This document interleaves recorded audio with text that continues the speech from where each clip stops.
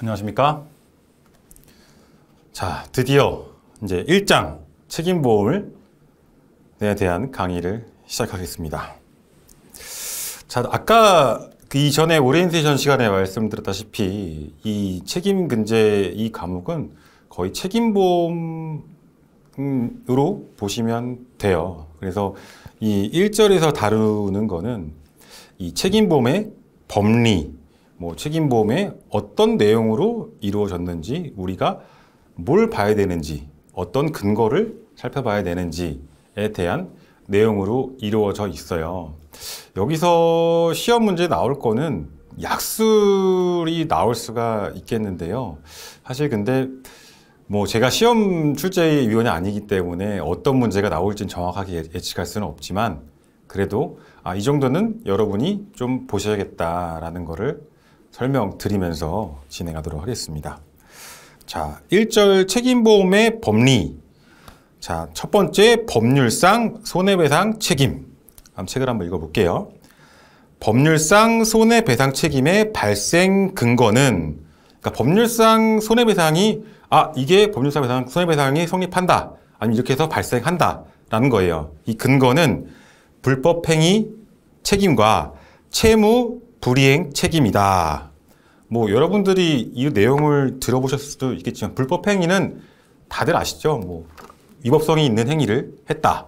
그리고 채무 불이행 책임은 채무 불이행, 채무를 이행하지 않아서 발생하는 책임을 쉽게 말하면 얘기할 수 있어요. 자, 불법행위란 타인의 권리나 이익을 침해함으로써 손해를 입히는 행위로서 손해배상 책임의 발생 원인이 되는 행위를 말한다. 한마디로 얘기하면 내가 지나가다가 친구한테 장난식으로 발을 탁 걸었어요. 걸었는데 실수로 친구가 팍 다친 거야. 넘어지면서.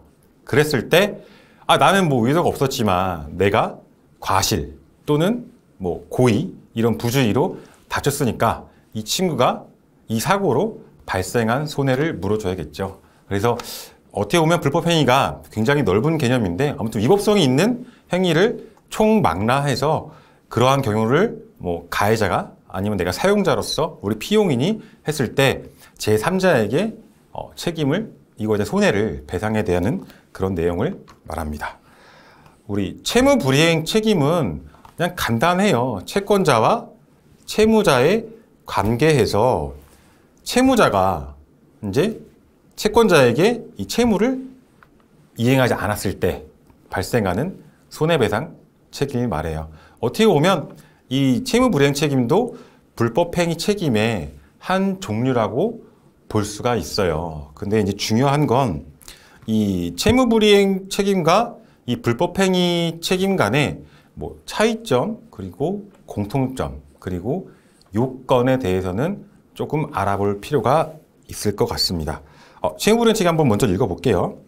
채무 불이행 책임은 주로 계약으로 이루어졌어요. 이루어진 채권, 채무 관계에서 발생하는 문제인데, 채무 불이행도 채무자에 의한 채권의 침해라는 점에서는 불법행위와 차이가 없어 불법행위의 특수한 종류라고 할 수 있다라고 되어 있죠. 그래서 이 채무 불이행 책임도 넓게 불법행위의 한 부분으로 볼 수 있다, 이렇게 생각하시면 될 것 같습니다.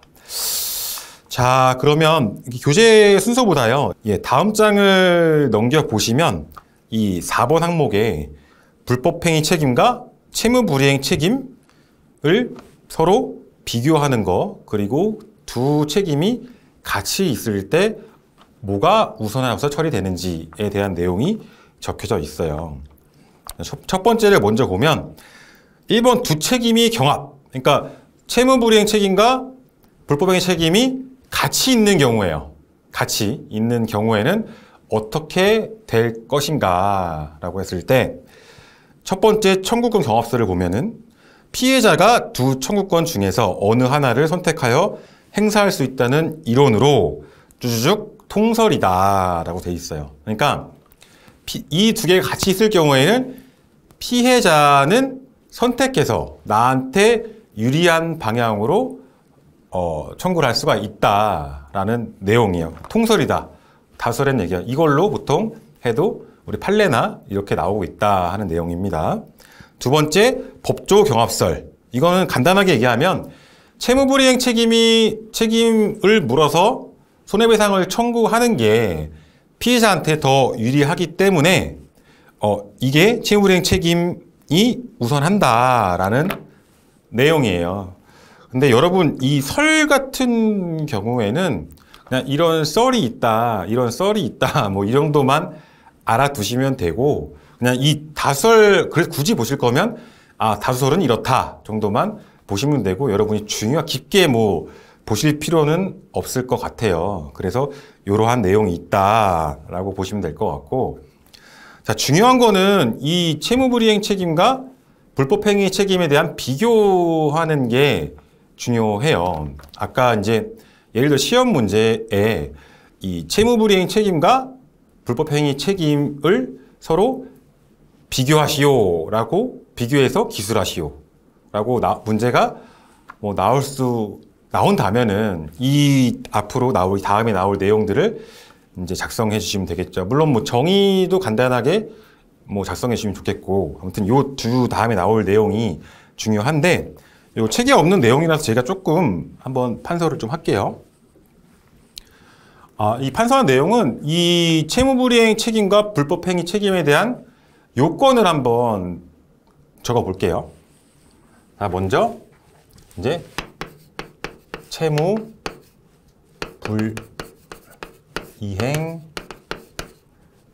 참 책임의 요건. 자, 첫 번째가 채무자에게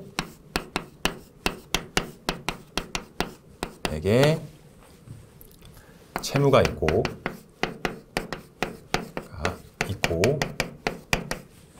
이를 이행하지 않았을 때.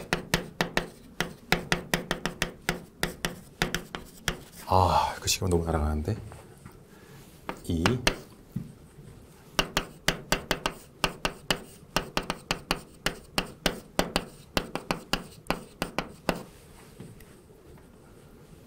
고의 과실이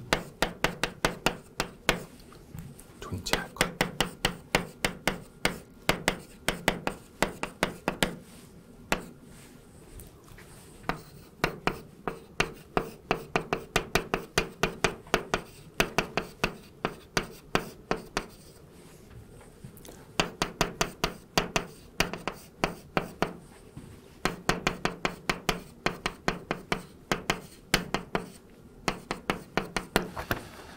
채무불이행 책임 요건이에요. 첫 번째가 이제 채무자에게 채무가 있어요. 뭐 그냥 말 그대로 이해하셔도 상관없는데, 채무자한테 여러분 채무자가 돈을 빌린 사람이에요. 어떤 걸 물어줘야 책임이 있는 사람이고, 채권자는 이걸 받을 권리가 있는 사람입니다. 채무가 있고 이를 이행하지 않았을 때, 채무자가 채권자한테 뭐 돈을 갚아야 되는데 이를 갚지 않았을 때, 뭐 쉽게 얘기하면 이렇습니다. 자, 두 번째, 채무불이행의 고의 과실이 존재할 것이라고 했는데, 정말 나는 갖고 싶었는데 어쩔 수 없이 못 물어주는 경우가 발생할 수도 있어요. 예를 들어서 뭐 앞으로 나오게 될 우리 위법성 조각사유라는 항목에서 다시 한번 설명을 할 건데, 그러니까 내가 갖고 싶었는데 피치 못하게 못 갚을 만한 상황이 생긴 거야. 그렇게 따면은 고의 과실이 존재한다고 볼 수가 없기 때문에 불법행위가 성립한다고 볼 수 없겠죠. 자, 세 번째, 위법행위로 손해가 발생할 것. 그러니까 이 돈을 갚지 않은 행위가 위법해야 해요. 아까 방금 전에 말씀드린 그 위법성 조각사유랑 또 합치되는 부분인데, 그러니까 일부러 갚지 않았거나 고의 과실이 있어서, 중요한 건 이 손해, 이 채권자에게 손해가 발생할 것, 이 세 가지가 채무불이행 책임의 요건이 됩니다. 자, 두 번째로 색깔 달렸을까요?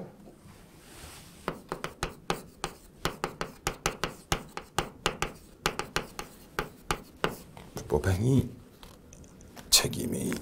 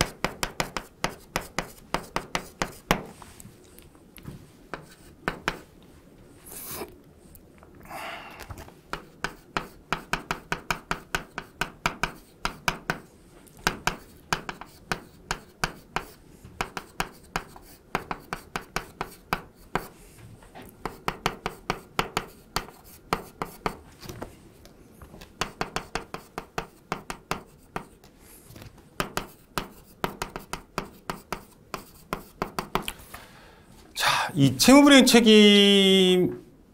책임이랑 불법행위 책임의 요건은 거의 뭐 내용은 비슷하죠. 근데 여기서 보시면 차이는 채무불이행 책임은 채무자라고 표현을 하고 있고요. 불법행위 책임은 가해자라고 표현을 하고 있어요. 이 가해자가 있다는 말은 뭐냐면 반드시 피해자도 있다.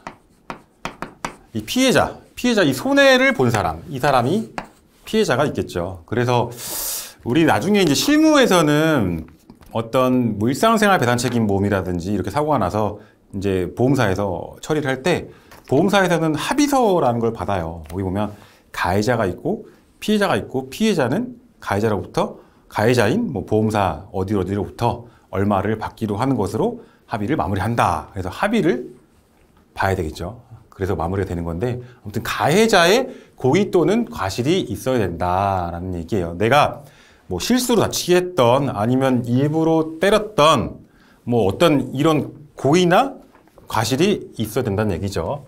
두 번째, 요게 조금 뭐 생소할 수도 있는데 책임 능력이 있을 것. 이 책임 능력이 뭐냐면은 예를 들어서 우리 3살짜리 꼬맹이가 이렇게 놀이를 하다가 얘도 이제 뭐 실수로 뭐 이렇게 팍 돌다가 뭐 친구를 다치게 했어요.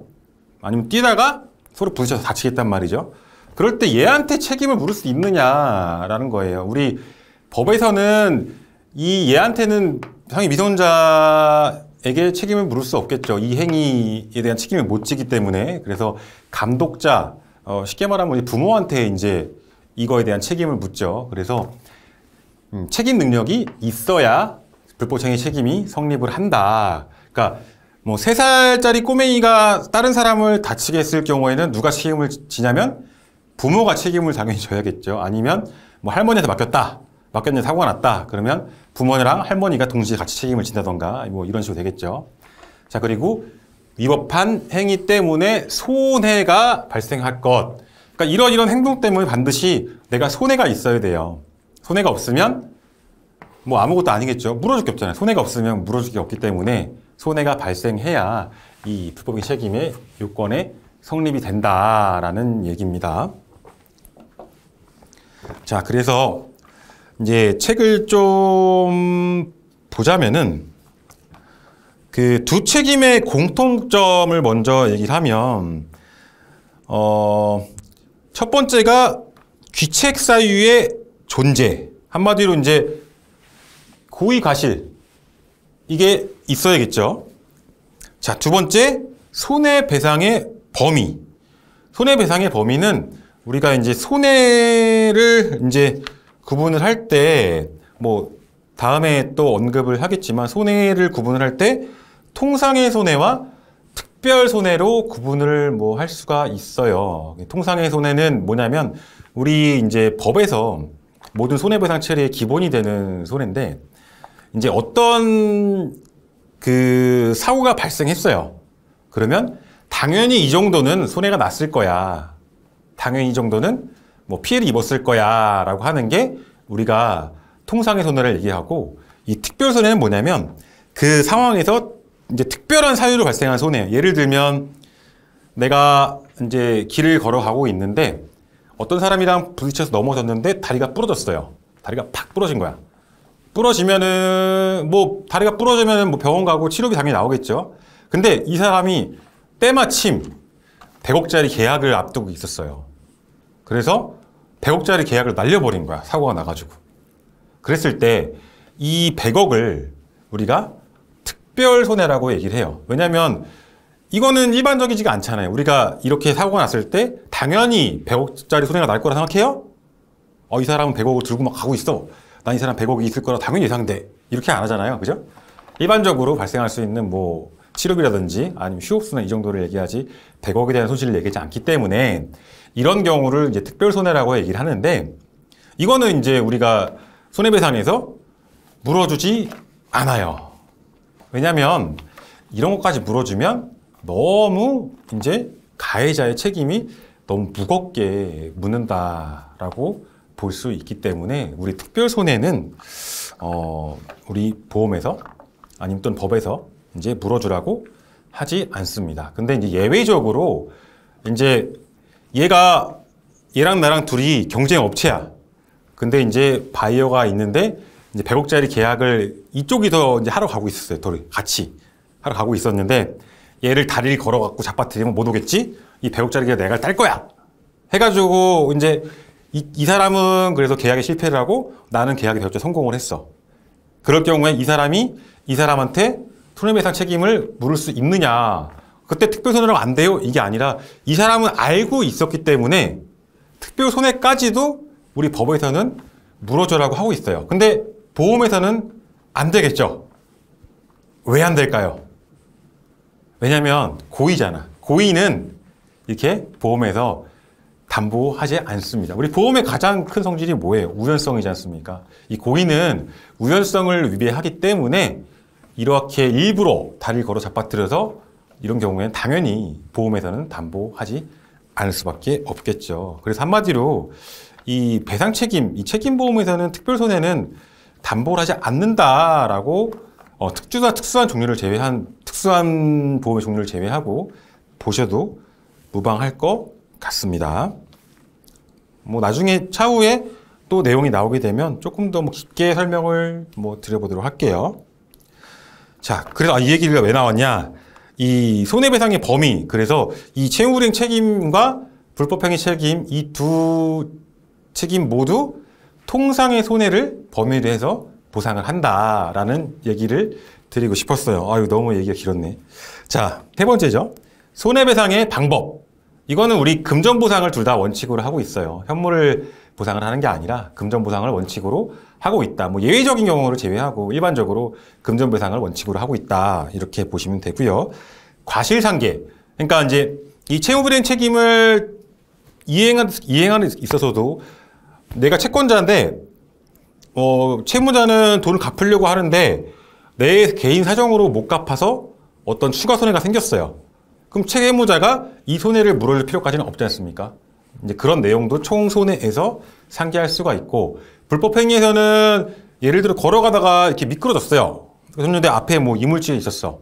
그러면 이제 내가 걸어갈 때는 앞을 똑바로 보고 걸어가야 되잖아요. 만약에 걸어갈 때 똑바로 보고 걸어갔으면 이물질을 이렇게 싹싹 피해갔겠죠. 이렇게 피해갔으면 사고가 발생하지 않았겠죠.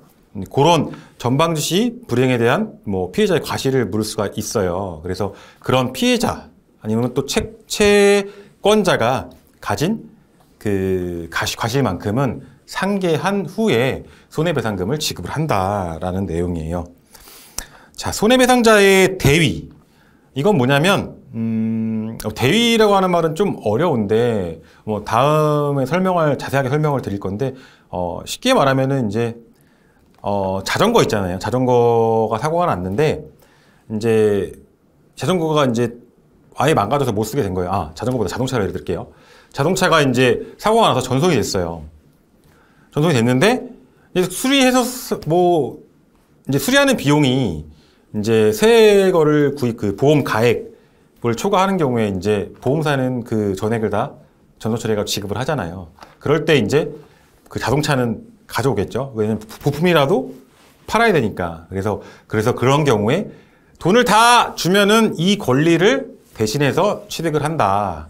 이거는 채권자도 마찬가지고 이제 불법행위의 가해자도 마찬가지고 이걸 돈을 다 세임을 다 하게 되면 물품이나 물건에 대한 거를 대신해서 가져올 수가 있다 하는 내용이에요. 이게 이제 공통점으로 보는데 여러분들이 이제 비교하는 문제에 나왔다 답안지를 작성하게 되면 제가 지금 말씀드린 내용을 조금 말로 풀어서 적어주시면 돼요. 답안지를 작성하실 때 막 굳이 막 너무 길게 작성하실 필요는 없어요. 그러니까 10점짜리 답안지다라고 하면 10점의 분량에 맞게 딱 한 페이지 정도만 작성을 하셔도 되고 뭐 짧게는 뭐 3분의 2페이지 정도만 작성을 해야 되니까 뭐 중요한 게 뭔지 먼저 선별을 내가 생각을 하고 선별해서 아, 이 내용이 꼭 들어가야 될 것 같다. 아니면 그만 적어주면 되는 거지 다 길게 늘어서 작성할 필요는 없고 뭐 이런 경우에 뭐 키워드만 작성하셔도 무방합니다. 자, 이제 두 책임의 차이점에 대해서 얘기하면 첫 번째가 과실의 입증 책임이에요. 자, 이제 불법행위 책임에서는 피해자가 과실을 입증해야 돼요. 책 내용을 보면 불법행위 책임에서는 피해자가 가해자의 고의나 과실에 대한 입증 책임을 진다라고 되어 있죠. 아, 얘 때문에 그랬어. 얘가 이런 잘못을 했어. 이것 때문에 내가 사고가 났어. 그래서 피해자가 입증 책임을 져야 되는데 우리 채무불이행 책임에서는 가해자가 아, 얘가 그 넘어지는 사고가 났는데 이건 내 책임이 없어요. 나 때문에 그런 거 아니에요. 라고 가해자가 내가 책임이 없는 걸 입증을 해야 된다는 얘기예요. 그럼 이 둘 중에서 뭐가 더 우리 피해자나 아니면 채권자에게 유리할까요? 당연히 입증 책임을 져야 하는 사람이 엄청난 부담으로 다가와요. 우리 이제 소송 갔을 때도 대부분의 경우 입증 책임을 부담하는 사람들이 패소를 하는 경우가 많아요. 특히나 내가 책임이 없다라고 입증하는 거는 거의 이제 힘들다고 봐도 돼요. 그렇기 때문에 결국 뭐냐면 아까 우리 두 책임의 경합에서 우리 법조경합서를 보면은 채무불이행 책임이 유리하기 때문에 채무불이행 책임으로 하는 게 맞다라고 하는 설 있지 않습니까? 그래서 이런 것 때문에 입증 책임을 져야 되기 때문에 입증 책임에 대한 문제 때문에 우리 채무불이행 책임이 더 유리하고 이런 차이가 있다라고 보시면 돼요. 그리고 연대 책임에 대한 규정인데 공동불법행위 책임에서는 연대 책임이 인정되나 채무불이행 책임에서는 연대 책임에 대한 규정이 없다라는 거예요. 한마디로 이제 이 연대 책임은 우리 다음 강의 시간에 자세하게 설명을 드릴 텐데 공동불법행위 책임은 우리 부진적 연대 채무라고 해서 이제 가해자가 여러 명이 있는 경우에는 피해자는 한 명한테만 청구를 하면 이 사람은 다 나한테 배상을 해야 되고 내부적으로 이제 서로 간에 구상을 하게끔 되어 있거든요. 근데 이제 우리 채무불이행 책임에서는 연대 책임과 관련된 규정이 없어요. 여러 명이 있을 경우에는 연대 책임에 관련한 따로 규정이 없기 때문에 이 차이가 있다라고 하는 거고요. 채권의 상계를 보시면 채무불이행으로 인한 손해배상 청구권의 경우에는 채무를 상계하는데 아무런 장애가 없으나 불법행위로 인한 손해배상 청구권의 경우에는 반대 채권으로 자기의 손해배상 채무를 상계하지 못한다라는 내용인데 말이 조금 어려울 수 있는데 우리 채무불이행 책임을 먼저 볼게요. 제가 이 사람한테 뭐 1억을 빌렸어요. 빌려서 이제 채권자가 1억 갚아. 근데 이제 채무자가 이제 이러는 거예요. 너 나한테 저번에 5천만 원 빌려간 거 있잖아. 그거는 상계를 하고 5천만 원만 줄게. 이렇게 하면 상계를 해도 상관이 없다는 거예요. 이렇게 해도 상관이 없다는 거예요. 근데 불법행위 책임에서는 이제 내가 실수로 이 사람을 다치게 해서 뭐 손해배상금으로 한정된 금액이 1억이 나왔어요. 나왔는데 이제 가해자가 너 나한테 5천만 원 빌려한 거 있잖아. 이거 제가 5천만 원만 줄게. 이게 안 된다는 거예요. 물론 이제 우리 현실 세계에서는 좀 벌어지기 어려운 일일 수도 있는데 방금 말씀드린 불법행위 책임 같은 경우에는 1억을 다 주고 그다음에 나중에 5천만 원을 다시 받아. 뭐 이렇게 하라는 내용입니다. 그래서 아무튼 법률적으로는 상계가 안 된다. 뭐 조금 더 쉬운 일, 조금 어려운 상황이 있을 수도 있겠는데, 이거를 좀 더 다시 한번 풀어보면, 우리 피해자가 정말 돈이 하나도 없어요. 돈이 하나도 없는 사람인데, 다치게 해가지고 치료를 받아야 된단 말이에요. 치료비도 없겠죠. 근데 이제 치료비가 예를 들어서 뭐 1,000만 원이 나왔는데, 너 1,000만 원 줘. 하는데 이 가해자가 너 나한테 1,000만 원 빌려한 거 있잖아, 옛날에. 그래서 나 이거 10원 하나 못 줘. 그러면 피해자가 어떻게 되겠어요? 돈이 없어서 치료를 못 받다가 돌아가시겠죠? 아, 돌아가신 건 너무 비약인가요? 아, 그렇진 않겠지만, 뭐 그런 경우에 대비해서 이거 상계를 하지 말라라고 하는 이제 법 조항이에요. 자, 그 다음에 소멸시효의 기간. 아, 이 소멸시효의 기간에서는 불법행위 책임은 소멸시효 기간이 3년이고 채무불이행 책임은 10년이다. 이 소멸시효는 이 배상책임 강화뿐만 아니라 뭐 여러 군데에서 나오는 개념이기 때문에 이건 간단하게 좀 생략하고 설명을 마무리하고 뭐 당연히 이거 다 차이가 있다라는 내용만 말씀을 드리고 혹시라도 부족하면 나중에 뭐 문의를 주시면 추가로 설명드리도록 하겠습니다. 그 다음에 5번째 배상액의 경감, 타인의 행위에 대한 책임 6번째 이렇게 있는데요. 요거까지는 솔직히 좀 볼 필요는 없을 것 같아요. 왜냐하면 특수한 경우에서만 나오는 거기 때문에 이것까지는 우리 답안 작성할 때는 좀 생략해도 될 것 같고 중요한 거는 이제 우리 공통적인 일반적인 상황이 나오는 거니까 바로 7번 넘어가면은 태아의 권리 능력 보면은 태아는 불법행위나 손해배상 청구권에 관해서는 이미 출생하는 것으로 보는 반면 채무불이행 책임에서는 이러한 제도가 없다라고 되어 있어요. 그러니까 태아는 출생한 것으로 보고 이제 뭐 상속이나 이런 게 이루어질 수 있다라는 내용이고 우리 채무불이행 책임에서는 뭐 이 상속이나 이런 개념이 없기 때문에 뭐 딱히 뭐 제도가 없다. 태아를 출생하는 것으로 보지 않는다라는 내용이에요. 그 다음에 간접 피해자의 인정 유무. 이거는 뭐냐면은 우리 채무불이행 책임 같은 경우는 이 채무만 딱 보잖아요. 물론 둘 다 위자료는 인정을 해요. 아, 너 안 갚았구나. 엄청 스트레스 받았어. 너무 힘들었어. 하는 위자료 청구권은 인정이 되지만 이 채무불이행 책임에서는 딱 이제 채권자한테만 딱 인정을 해주는 반면에 우리 불법행위 책임으로 만약에 고인이 뭐 사망을 하시게 됐어요. 그러면 이 사망하신 본인뿐만 아니라 이 유족이나 뭐 유족에 대해서도 이제 위자료 청구권이 인정이 되겠죠. 그 차이가 있다라는 거예요. 그러니까 불법행위 책임과 채무불이행 책임에서는 위자료를 청구할 수 있는 범위의 차이가 있다. 뭐 이 정도만 뭐 적으셔도 괜찮을 것 같습니다. 그래서 요 앞 페이지에서 나온 이 채무불이행 책임과 이 불법행위 책임에 대해서 우리 얘기를 해봤고요.